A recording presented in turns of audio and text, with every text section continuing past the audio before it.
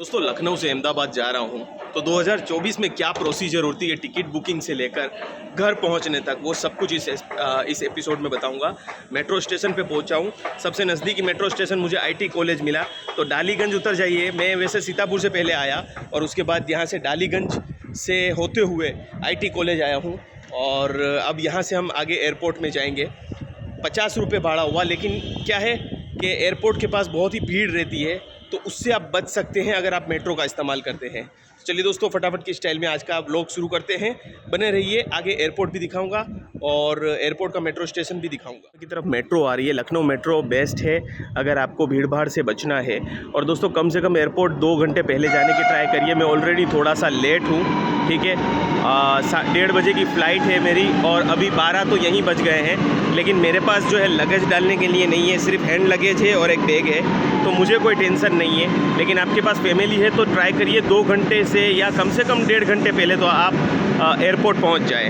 अब हमारी ट्रेन भी आएगी और 4 मिनट के बाद तो हम मुसाफरी करेंगे एयरपोर्ट की तरफ।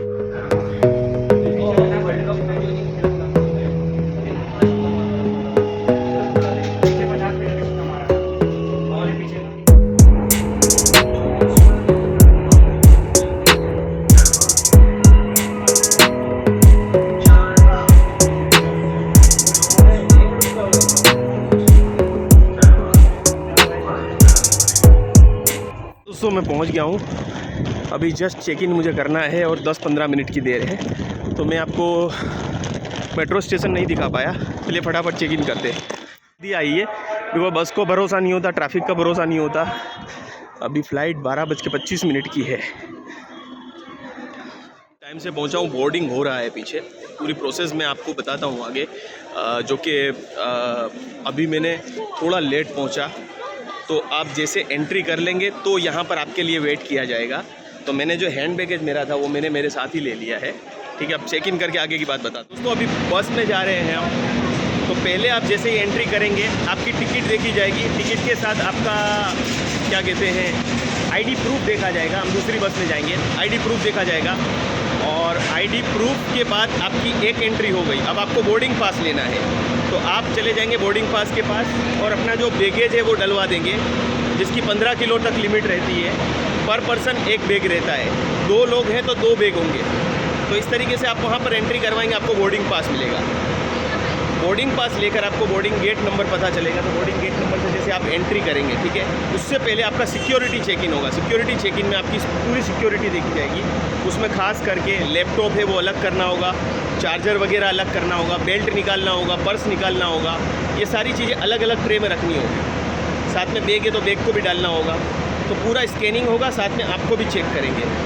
ये आपका हुआ 3rd पॉइंट, ठीक है।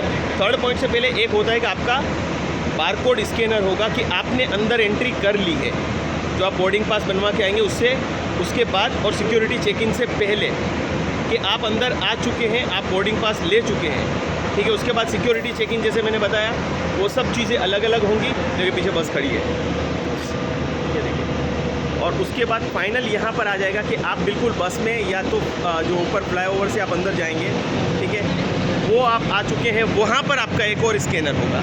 अब इसके बाद जब हम प्लेन में घुसेंगे तब हमारी एक और बार टिकट चेक की जाएगी। तो ये एक पूरी प्रोसेस रहती है, घबराने की कोई बात नहीं है। थोड़ा जल्दी आइए, पहली बार है तो ख़ास करके जल्दी आइए, ताकि आपको इतनी दिक्कतों का सामना ना करने पड़े। 1, 2, 4 बार आप आएंगे फिर आपको इतना टेंशन नहीं रहेगा। आ रही है उसमें आपके बैगेज रखे जाते हैं और इस तरीके से यहाँ बैगेज चढ़ाए जाते हैं। और ट्रॉली आपको सामने दिख रही है। और बस के द्वारा भी आप देखिए प्लेन के अंदर एंट्री करते हैं, और कई बार स्काई वॉकवे जो डायरेक्ट प्लेन के अंदर एंट्री करवाता है वो भी होते हैं। तो फर्स्ट फ्लोर से जनरली ऊपर फर्स्ट फ्लोर जो होता है तो वहाँ से एंट्री होती है, एंड ग्राउंड फ्लोर का आपका गेट है। तो जनरली बस आएगी, बस में आप बैठेंगे और फिर आप वहाँ पहुँचेंगे। एक और बार टिकट चेक की जाएगी और आपको डायरेक्शन बताया जाएगा कि आप कहाँ बैठेंगे।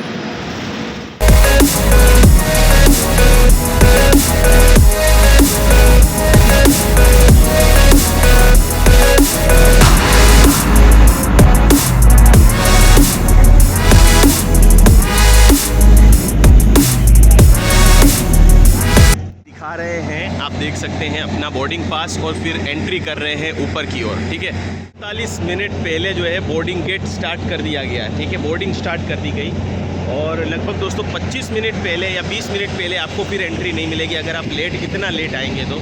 अगर हैंड बैगेज होगा तो हो सकता है कि एंट्री मिल भी जाए, बट अगर सामान होगा तो सामान तो किसी कंडीशन में एक्सेप्ट आपका 25-30 मिनट से पहले नहीं किया जाएगा।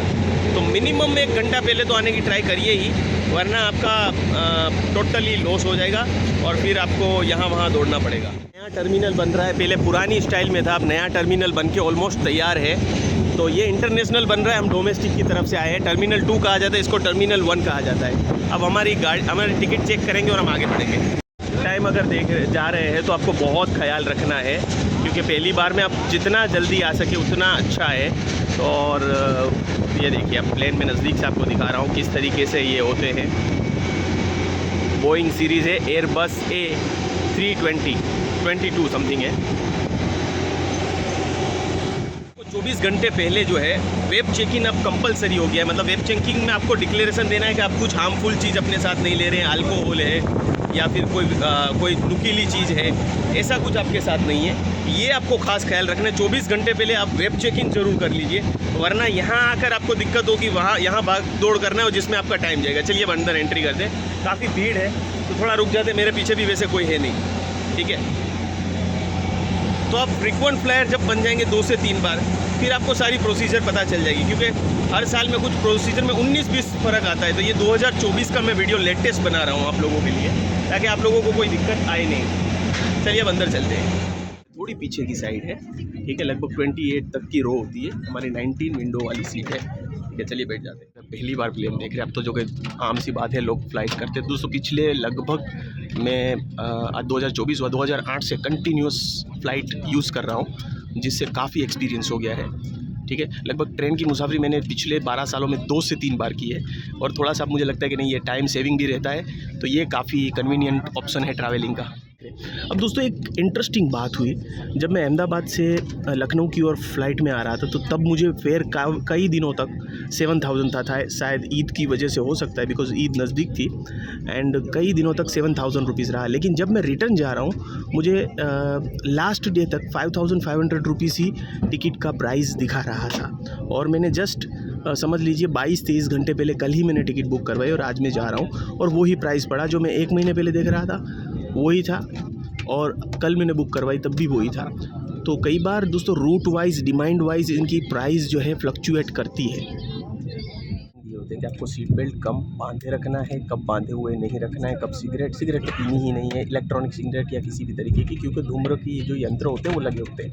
तो सीट बेल्ट जो है साइन ऑफ होगा तभी आप टॉयलेट या बाथरूम जा सकते हैं, वरना नहीं जा सकते।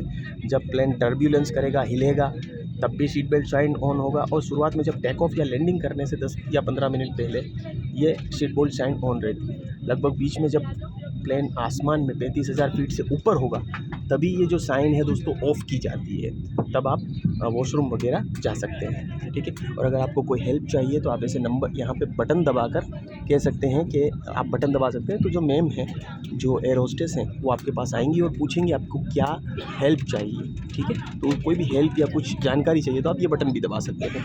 यहाँ से ये काफ़ी लोगों को घुमाना नहीं पता होता है, जब फर्स्ट टाइम आते हैं तो ये इसके साथ छेड़खानी करते रहते हैं। तो जस्ट इसको आप राइट साइड क्लॉकवाइज घुमाएंगे, मतलब क्लॉकवाइज घुमाएंगे तो बंद हो जाएगा, एंटी क्लॉकवाइज घुमाएंगे तो ये आपकी तरफ एयर फ्लो स्टार्ट कर देगा।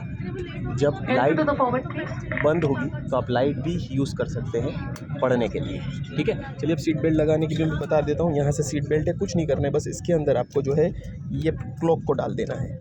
डालना तो मतलब कि बंद करना तो इजी है, लेकिन पहली बार वाले को खोलने के लिए काफ़ी दिक्कत होती है। तो पूरा आप जो बेल्ट है उसको पूरा खींचें और आसानी से निकल जाएगा। आप जब आधा ब्लॉक खींचा हुआ रखा होगा और ट्राई करेंगे कि निकालने की, तो वो नहीं निकलेगा। पूरा आपको ये खोलना है, देखिए यहाँ से, तो फिर आपका ये बक्कल निकल जाएगा, ठीक है। तो पहली बार में क्या थोड़ा इंसान घबराया हुआ होता है, तो वो चीज़ आपको नहीं करनी है। बिल्कुल रिलैक्स काम रहकर आप ट्रैवलिंग कीजिए। आप अपने पैसे दिए हैं, आप फिर क्यों झिझक रहे हैं किसी भी चीज़ के लिए। लोगों को बता देता हूँ, सीट जो है टेक ऑफ और लैंडिंग के टाइम पे आपको सीधी रखनी है। अगर टेढ़ी रखी होगी तो एयर होस्टेस थोड़ा सा टोकेंगे आपको।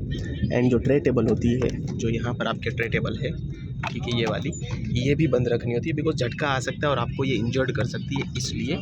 प्लस जो विंडो सील्ड है वो भी आपको टेक ऑफ और लैंडिंग के टाइम पे खुली रखनी होती है, बंद नहीं रखनी होती है। तो ये छोटी छोटी बातें हैं जो आप नहीं करेंगे तो आपको आपके एयर होस्टेस तो प्यार से समझाएंगे कि सर प्लीज़ ये चीज़ बंद कर दीजिए या ये चीज़ खोल दीजिए, ठीक है, या आप अपनी कुर्सी की सीट सीधी कर लीजिए। पेटी नहीं लगाई होगी मतलब कुर्सी की पेटी मतलब कि सीट बेल्ट नहीं लगाया होगा तो उसके लिए भी टोका जा सकता है आपको, ठीक है। अपने जो भी इलेक्ट्रॉनिक गैजेट्स होते हैं उनको उड़ते वक्त जो है फ़्लाइट मोड पे डाल सकते हैं या स्विच ऑफ कर सकते हैं, बिकॉज़ जो रेडियो वेव फ्रीक्वेंसी होती है उसको वो डिस्टर्ब कर सकते हैं। इसकी वजह से ही बंद करने के लिए कहा जाता है। काफ़ी लोग नहीं समझते कि क्यों बंद करने के लिए कहा जाता है, स्विच ऑफ करने के लिए या फ़्लाइट मोड पे डालने के लिए। ये सुरक्षा का एक ज़रिया है जो आपको फॉलो करना चाहिए, आई थिंक सो, एक ज़िम्मेदार नागरिक की तरह। टेक ऑफ के लिए तैयार है।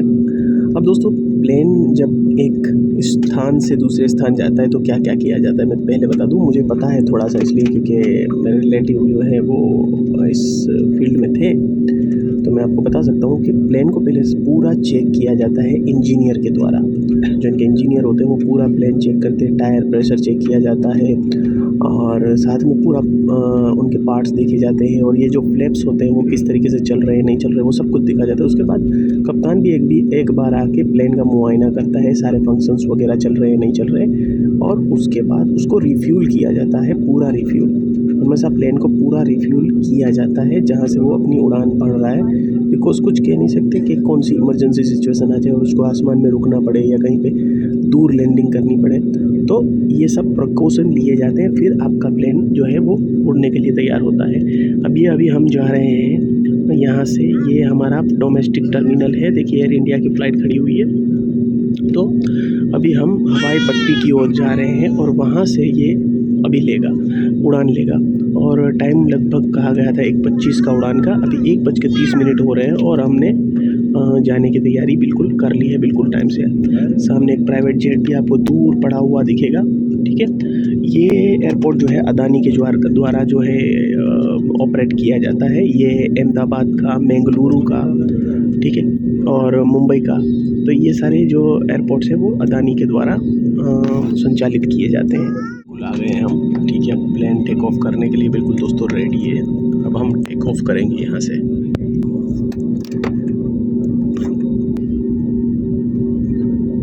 अब दोस्तों मैंने जो ये टिकट बुक करवाई थी वो अदानी वन से बुक करवाई थी, तो आपको अलग अलग टिकट जो भी पोर्टल्स हैं वहाँ पर अलग अलग चार्जेस भी लगते हैं और अलग अलग आपको डिस्काउंट भी मिलते हैं क्रेडिट कार्ड के अलग अलग दिन पे। तो ICICI से कुछ 12% था, तो मुझे लगभग 600 रुपये का डिस्काउंट मिला। तो लगभग ये टिकट मुझे 4,900 में पड़ी। उसके बाद 300 रुपये जो है वो मुझे लगा कन्वीनियंस चार्ज अलग अलग साइट अलग अलग लेती है, कोई 250 लेती है, कोई 300 लेती है, और मेक माई ट्रिप जो है वो 400 रुपये लेती है, क्योंकि वो सबसे पॉपुलर है इसलिए। तो आप अपने हिसाब से डिस्काउंट वगैरह जोड़ के कर सकते हैं।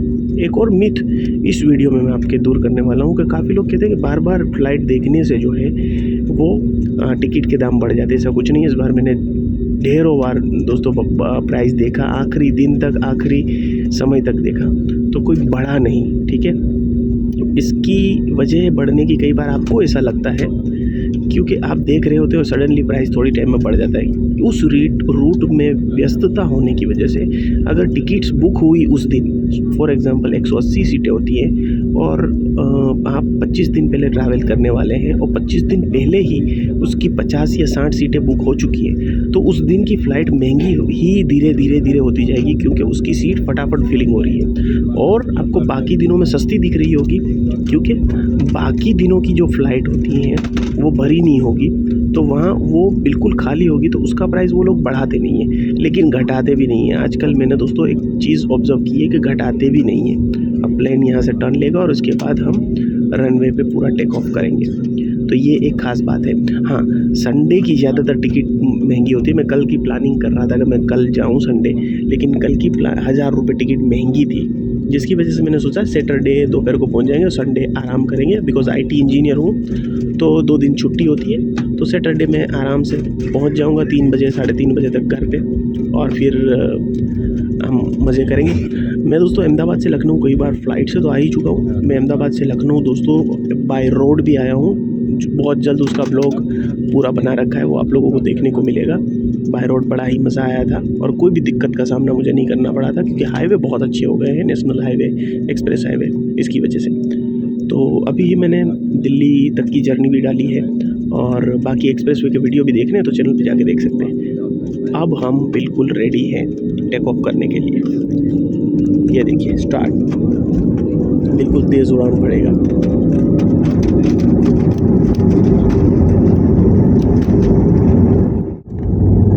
ये हमने ज़मीन छोड़ दी दोस्तों, देखिए ये हम ज़मीन छोड़ चुके हैं और जैसे ही ऊपर जाता आपको थोड़ा सा जो है चक्कर आएगा, थोड़ा सा चक्कर वगैरह लगेगा।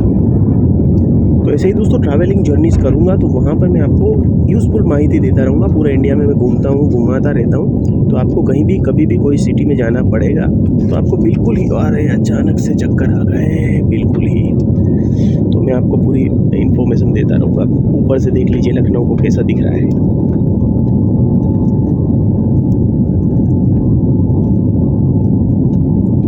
अब लगभग 1.5 घंटा दोस्तों लगेगा अहमदाबाद पहुँचने में।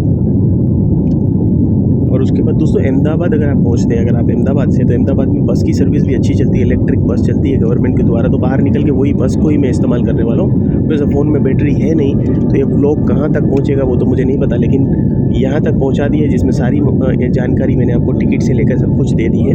और एक और जानकारी मैं आपको देना चाह रहा था दोस्तों कि आपने टिकट बुक करवा ली, टिकट के टाइम पे भी आप सीट बुकिंग कर सकते हैं। पहले सीट बुकिंग जो है, मतलब सीट सिलेक्शन जो है, नीचे हाईवे दिख रहा है, शायद एक्सप्रेस वे है, हाँ एक्सप्रेस वे है। तो दोस्तों सीट जो आप सिलेक्ट करते थे पहले फ्री हुआ करती थी, लेकिन अब जो सीट है वो फ्री नहीं है, आपको 200, 300, कम से कम 200 रुपये देने हैं। तो आप उस टाइम पे सिलेक्ट मत करिए, ठीक है। चेक इन थोड़ा सा अर्ली करिए। जैसे ही चेक इन की विंडो 24 घंटे पहले खुलती है, आप तुरंत ही चेक इन कर दीजिए, तो आप क्यू में जुड़ जाएंगे। और 6 से 8 घंटे पहले आपका लगभग बोर्डिंग पास, 12 घंटे पहले मुझे आ गया था, रात को 2 बजे आ गया था, तो आपका बोर्डिंग पास बन के आ जाएगा और आपको टिकट मिलेगी। देखिए मुझे विंडो सीट ही मिली है, ठीक है, तो आपको मिल जाएगा। और आपकी फैमिली के साथ है तो वो साथ में ही टिकट देते हैं। तो इस तरीके से आपको फ्री सीट की सिलेक्शन हो सकता है। तो बुकिंग के टाइम पे मत करिए, वेब चेक इन के टाइम पे भी मत करिए, और ऑटो सीट सिलेक्शन आप करिए अपने डिक्लेरेशन के साथ, तो आपको ऑटोमेटिक सीट सिलेक्शन आएगा, जिससे आपको कोई भी चार्ज नहीं होगा। अगर 3-4 लोग आप ट्रैवल कर रहे हैं तो आपके 800 से 1000 रुपये भी बच सकते हैं। कुछ लोगों को पता नहीं होता तो वो जबरन जो है सीट सिलेक्शन कर देते हैं, उनको पता नहीं होता, इसकी वजह से, ठीक है। कितना खूबसूरत नज़ारा है, हम बादलों से भी ऊपर है। इंटरनेशनल जो स्टैंडर्ड होते हैं उड़ान के वो अलग होते हैं ऊंचाई के, और डोमेस्टिक के अलग होते हैं। और डोमेस्टिक में लगभग फ़्लाइट 33,000 फीट की ऊंचाई पर उड़ती है, और इंटरनेशनल में 45,000 फीट की ऊंचाई से भी ज़्यादा ऊपर उड़ती है, ठीक है।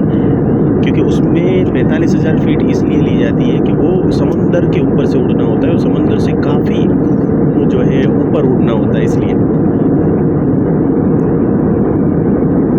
चलिए दोस्तों, अभी बैटरी बिल्कुल 3% है, तो अभी मैं रोक रहा हूँ वीडियो। आगे कोई जानकारी होगी तो मैं बताऊँगा। देखिए हम बादल में से निकल रहे हैं, हल्के से बादल में से निकलने की तैयारी हो रही है। लगभग 1.5 घंटा हो चुका है, 1:30 बजे फ़्लाइट ने टेक ऑफ किया था, अभी 3 बज रहे हैं, ठीक है। 1.5 घंटा हो चुका है, अभी 15 मिनट के अंदर हम लैंडिंग करेंगे।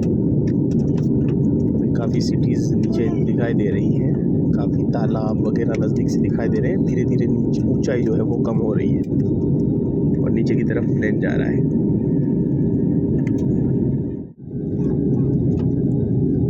तो नीचे लैंडिंग की तैयारी हो रही है, आप देख सकते हैं कि प्लेन काफ़ी हिल रहा है, ठीक है। अब हम नीचे की तरफ काफ़ी तेज़ी से नीचे जा रहे हैं, लैंडिंग अब करेंगे। केबिन क्रू भी अपनी जगहों पर सीट पे जाके बैठ जाता है। केबिन क्रू की एक स्पेशल सीट्स होती है दोस्तों, जहाँ पर आप एंट्री या एग्जिट करते हैं, वहाँ पर उनकी स्पेशल सीट बनाई होती है। वहाँ पर उसको जंप सीट कहा जाता है, तो वो जंप सीट पे जाकर भी बैठ जाते हैं। फ्लैप दिख रहे हैं नहीं, फ्लैप भी बाहर आ गए। अभी अंदर की तरफ से जब हम ऊपर उड़ान भर रहे थे, अभी ये नीचे की तरफ आ गए, बिल्कुल खुल चुके हैं, हवा को आर पार जाने दे रहे हैं, क्योंकि स्पीड कम करनी है इसलिए। ये नर्मदा की नहर है, आप देख रहे हैं, ठीक है। और नहर के बीच से जो लाइन जा रही है वहाँ से वो रेलवे लाइन भी आप देख सकते हैं, रेलवे लाइन जा रही है बीचों बीच में।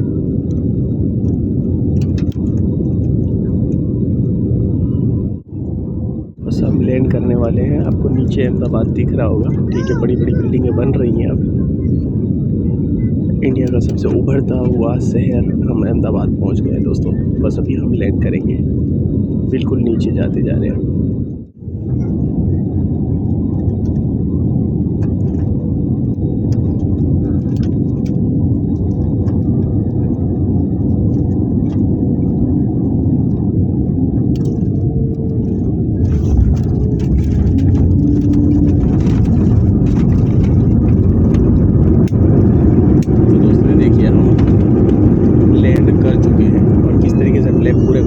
ताकि गति को रोका जा सके ज़मीन पे बिल्कुल आने के बाद।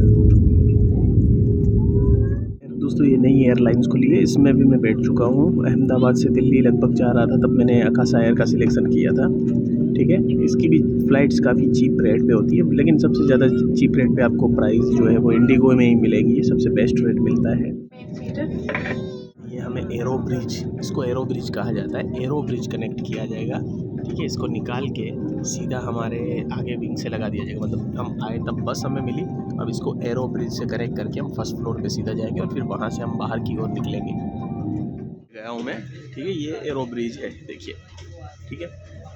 पीछे से भी रास्ता था, पीछे से भी जा सकता था, लेकिन वहाँ से बस से कौन जाता।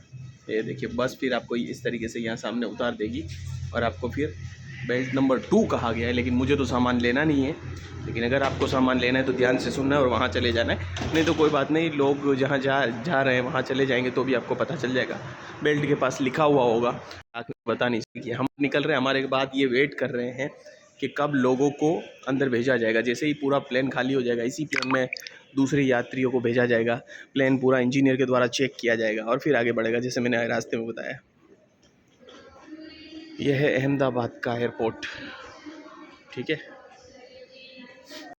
नंबर लिखे हुए हैं सामने कि कौन सा बेल्ट नंबर कहाँ है, और बेल्ट नंबर के पास आपकी फ़्लाइट की डिटेल्स भी लिखी होगी, ठीक है। दोस्तों मुझे तो वॉशरूम नहीं जाना है, देखिए यहाँ से लिखा हुआ है कि लखनऊ की जो 279 आई है वो यहाँ पर रहेंगे, तो यहाँ पर आपका बैगेज के लिए इंतज़ार करना है। आपको हो सके तो आप ट्रॉली बैग ले लीजिए और फिर बाहर चलिए। मैं तो सीधा बाहर निकल रहा हूँ, और पिछली बार जैकेट भूल गया था, तो जैकेट लेने के लिए पहले मैं जाता हूँ लॉस्ट एंड फाउंड काउंटर में, देखता हूँ मेरा जैकेट मिलता है कि नहीं। महीने से ज़्यादा हो गए हैं जैकेट को, तो इसलिए जैकेट अभी मिलना मुश्किल है। मैंने कॉन्टैक्ट नंबर ले लिए हैं, उन्होंने कहा है कि भाई आप कॉन्टैक्ट नंबर पे अपना टिकट दे दीजिए और जैकेट का फ़ोटो भेज दीजिए, तो आपको हम ढूंढ के देंगे, ठीक है। अब यहाँ से मैं बस पकड़ूंगा और घर जाऊँगा, ठीक है। काफ़ी रिनोवेशन हो रहा है, अहमदाबाद का एयरपोर्ट बहुत ही तगड़ा बनने वाला है, बहुत मेहनत की जा रही है, ठीक है। वो कितना तगड़ा रिनोवेशन कर दिया गया है, ठीक है। पहले यहाँ पर कुछ नहीं हुआ करता था, अब यहाँ पर शॉप्स वगैरह हो गई हैं। यहाँ पर कुछ सऊदी और आपको मुंबई एयरपोर्ट की फीलिंग्स आएंगी, ऐसा कुछ बनाया गया है। ₹50 जस्ट मुझे लगा है, ठीक है। वहाँ से मुझे मेट्रो में भी ₹50 लगा, यहाँ पे भी ₹50, और मुझे जैसे सरखेज जाना है तो उन्होंने बताया गीता मंदिर से आप बदल लेना और आप पहुँच जाएंगे अपने गंतव्य स्थान तक, ठीक है। एयरपोर्ट से ये इस्कॉन तक चलती है, पर बीच में जहाँ भी आपके इंटरचेंज आते हैं वहाँ से आप BRTS बदल सकते हैं, ठीक है। अब काफ़ी BRTS का रूट गवर्नमेंट ने अहमदाबाद में बड़ा कर दिया है, तो काफ़ी आसान है। अगर मेरी तरह सिंगल ट्रैवल कर रहे हैं, फैमिली के साथ नहीं है, तो ये आपके लिए बेस्ट ऑप्शन रहेगा, इंस्टेड ऑफ कि आप टैक्सी में 500, 600, 700 वॉटेवर जितना भी डिस्टेंस है उस हिसाब से डालें, ठीक है। इसी बस होगी, इलेक्ट्रिक बस होगी, टाइम लिखा हुआ है 6 से रात के 11 बजे तक। आपकी फ़्लाइट लेट है या आपकी फ़्लाइट अर्ली मॉर्निंग में, वैसे अर्ली मॉर्निंग की फ़्लाइट 6:30, 7 बजे वाली होती है, इससे लेट फ़्लाइट ज़रूर होती है, लेकिन इससे अर्ली फ़्लाइट में नहीं कोई टेंशन, तो आपको ये शटल मिल सकती है और 15 से 30 मिनट की डिस्टेंस पे आती रहती है, ठीक है। कि कनेक्टिंग फ़्लाइट है तो आपको डोमेस्टिक एयरपोर्ट से इंटरनेशनल जाना पड़ेगा, इंटरनेशनल सामने की तरफ है, तो वहाँ से शटल पकड़नी होगी, वहाँ बाहर निकल के शटल में चले जाइए, शटल की सेवा होती है, ये आपको यहाँ से आपके इंटरनेशनल एयरपोर्ट पे ले जाएगा, पता है। तो ये क्या है कि आपकी कनेक्टिंग फ़्लाइट होगी, तो आपको यहाँ से इस एयरपोर्ट से उस एयरपोर्ट में जाना पड़ेगा। काफ़ी लोगों को ये मालूम नहीं होता, तो मैं बता देता हूँ, ठीक है। शटल की ये सर्विस है, काफ़ी अपग्रेड किया जा रहा है एयरपोर्ट को। ये इस्कॉन वाली बस आई है, गीता मंदिर वाली बस इसके बाद आएगी। तो दो रूट चला रहे हैं, मुझे भी नहीं पता था, तो अच्छी बात है। आपको ये वीडियो में बहुत कुछ जानने को मिला। मेट्रो के बाद प्लेन्स के बाद अब बस में जाएंगे, ठीक है। इससे पहले वहाँ की लोकल बस में बैठा, लेकिन वो मैंने आपको दिखाया नहीं। हमारी बस आ चुकी है, ठीक है, कालूपुर गीता मंदिर मणिनगर। अब इसमें बैठ के हम गीता मंदिर उतरेंगे और वहाँ से बस को चेंज करेंगे।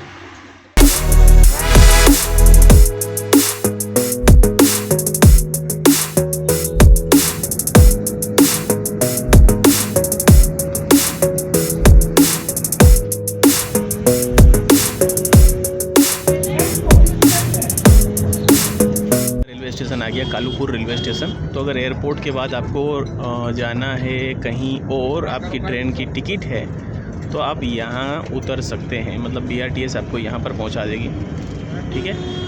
यहाँ पर देखिए नई पार्किंग व्यवस्था भी बन के तैयार है। तो रेलवे स्टेशन को भी अपग्रेड करने का काम साइमल्टेनियसली स्टार्ट है। जैसे एयरपोर्ट बन रहा है वैसे ही यहाँ पर स्टेशन को भी अपग्रेड किया जा रहा है।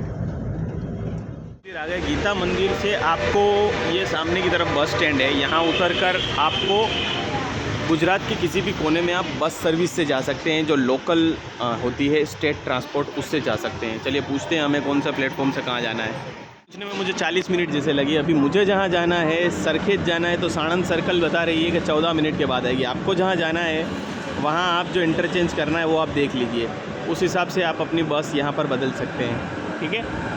तो 14 मिनट मतलब काफ़ी लंबा वेट करना पड़ेगा, इसके बाद आएगी। बैठ गए हैं हम बस में अपने स्थान पे जाने के लिए। लगभग 14 मिनट बोला, 15 मिनट के बाद फिर से बस आ चुकी है। देखते हैं कि एयरपोर्ट से घर जाने में कितना टाइम लगता है। कार से तो मैं जब जाता हूँ तो लगभग दोस्तों 45 मिनट्स लगते हैं, और ट्रैफिक होता है तो 50-55 मिनट्स, मतलब 1 घंटा गिन के चल सकते हैं। 45 मिनट से 1 घंटा। और रिक्शा में जाते हैं तो भी 1 घंटे से लेकर सवा घंटा लगता है। तो ये बस से कितना लगता है वो भी हम चेक करेंगे। मजा नहीं।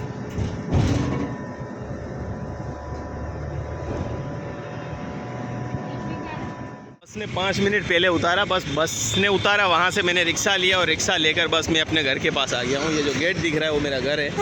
तो बस अब मैं एंट्री ले रहा हूँ। तो यहाँ पर ये व्लॉग ख़त्म होता है। और चलिए मैं थोड़ा सा आगे चल के, अभी 1% ही बैटरी है। तो दोस्तों वैसे जनरली मैंने जैसे आपको बताया, अगर कार से आते हैं तो लगता है 45 से 1 घंटा, 45 मिनट से, क्योंकि रिवर फ्रंट मिलता है। रिक्शे में आते हो, रिक्शे में रिवर फ्रंट नहीं मिलता है, तो लगता है सवा घंटे जैसा, सवा घंटा, और कभी 1.5 घंटा भी हो सकता है अगर बहुत ट्रैफिक जाम मिल गया तो, ठीक है। 1 घंटा 15 मिनट, तो 1 घंटे 15 मिनट गिनते। और बस में मैं आया हूँ और साथ में बदलते हुए आया हूँ, तो 1.5 घंटा लगा। अभी 5:30 हो रहे हैं, 4 बजे हमारी बस चली थी, और वहाँ पर 15 मिनट मैंने वेट किया, लेकिन पैसे काफ़ी हमने बचा लिए। घर पे आ चुका हूँ, 1% बैटरी बाकी है। घर लगभग निकला था तब 46% बैटरी थी। सुबह के 9 बजे थे, शाम के 5:30 हुए हैं। सीतापुर से निकला था सुबह 9 बजे, फिर मैं 12:30 बजे पहुंचा था लखनऊ, और 12:30 से लखनऊ से 5:30 अगर गिनूं तो 5 घंटे हुए मुझे अहमदाबाद आने में। और सीतापुर से अगर मैं गिनता हूं तो 10:30, 11:30, 12:30, 3 घंटे, मतलब 8 घंटे में मैं घर पे पहुंच गया। तो आई होप आपको ये मदद मिलेगी कि इस तरीके से पूरी जर्नी की जाती है। कुछ भी सवाल है आप मुझे इंस्टाग्राम पे फॉलो करके पूछ सकते हैं। चलिए बैटरी ड्रेन आउट होने वाली है, फटाफट मैं इस व्लॉग को यहीं पर समाप्त करता हूँ।